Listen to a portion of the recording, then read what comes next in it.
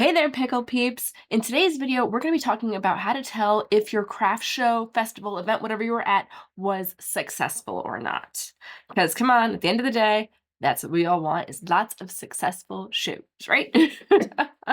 So I was at an event today and it was an absolutely gorgeous, spectacular, beautiful day the event was pretty decent. There were a ton of great vendors there, not a lot of flea market junk, because it was a maker's market that I was at. And at the end of the day, there was also, say, lots of great vendors, not a ton of traffic, which is an issue that I see across the board in events this year. I don't know about yours, mine have just been like very, very slow for the most part.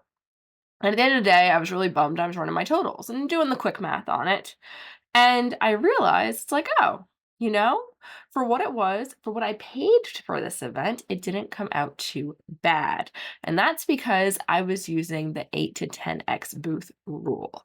So if you have I'm very curious if you have a standard or a metric that you gauge whether an event was successful or not. Mine is the 8 to 10 times booth rule. Meaning, whatever I paid for the space to be there, I want to be making 8 to 10 times that amount back in order to be a successful event. Anything less than that, we'll have to take some considerations. Do I want to do this event again or not? And significantly less than that is an absolute no. We will not be doing this event again. So what do I mean by 8 to 10 times booth? Whatever you spent on the booth. So like mine today was a $25 booth. $25 tent table space, whatever you want to call it. So that means I need to do $200 to $250 to make it a successful day. See, simple math, no emotions in it. No, they had a speaker going and it was loud and annoying, so I didn't like it.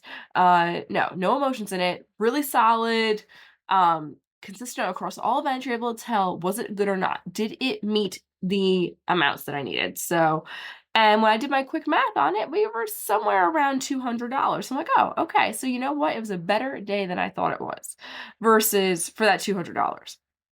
Versus, say, if I do another event that if I paid $50 for the table, then I would want to be making $400 to $500 back for that day.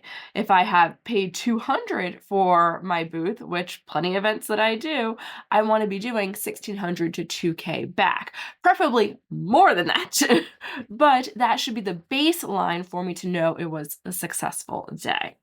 So I'm very curious how you judge success in your events. And I'm also very curious if you're listening to this, because there are some people I know who are like, Melissa, that is insane. There's no way I could do 10 or 8 to 10 times booth. And I get it. Like walking around and speaking to the other vendors there, that were plenty who were like, yeah, we made our table and then a little bit more. And that is like the worst. I cannot stand that mentality in craft shows and market spaces. Oh, I covered booth. You lost then. You totally lost. It was a horrible event. You should never do it again. If your standard is, oh, I covered booth, you're not even paying for your supplies. Like, I understand there are vendors out there are crafters out there who just love making. That's like the church shows. They just love making, so then they're gonna sell stuff for just to get it out of their house and so they can make more stuff, because maybe it's like the grandmas who crochet things all winter long. This is not disparaging grandmas. I love crocheting in the winter.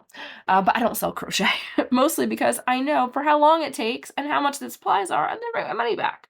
So to say that you just covered booth and then a little bit, that is disgusting and that should not be allowed. You want to be doing 8 to 10 times booth to have a good event. I consider that a good event. If I do 6 to 8 times booth, I kind of consider it's like, well, were there extenuating factors that maybe if those factors weren't there, maybe it rained. And that's why I had a low number for my booth or for my sales. So that's something that's like, well, was the event really good? Otherwise, would it be worth trying it again? All right, so give yourself an actual scale that is consistent across your events. So there we go. And if you're not making that, if you're like, Melissa, that's horrible, then you either are at the wrong event events. Option one, you're at the wrong events.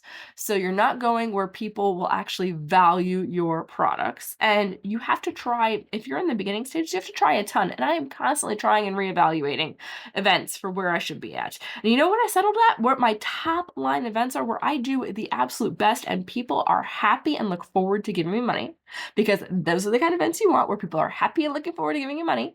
For me, they are Scottish Highland Games. Scottish festivals. Those are the ones that do amazing. However, most states only have one or two or just a few, and they come once a year, so it's not like super reliable in there, and I don't want to drive the whole show circuit anymore.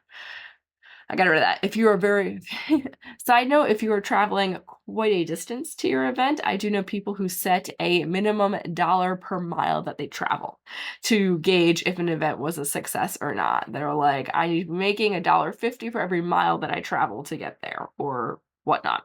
But if you're in the close, like to me, if you're under an hour or 2 hours away, I like the 8 times 10x booth rule, because it's nice and simple. It's easy math. I don't have to do other things. I have to look at Google Maps to know like how many miles times what. I don't need a calculator for that math. All right. So if you are not getting that, and then we'll wrap it up today, you either are at the wrong events or you have a pricing problem.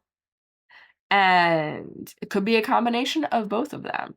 And you're going to be like, Melissa, it doesn't make any sense, but I'm telling you the truth. When I raised my prices, when I took my bracelets from $25 each to $40 each, and it's happened over a couple of years, they went up like $5 each year. You know what?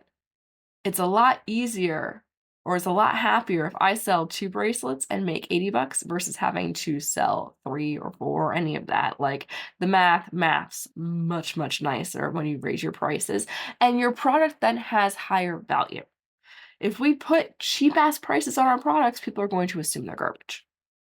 All right? Don't do it.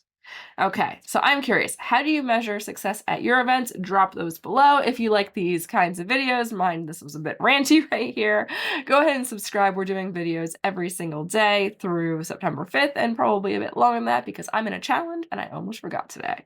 But there we go. Enjoy, everyone. Have an awesome rest of your weekend. Bye.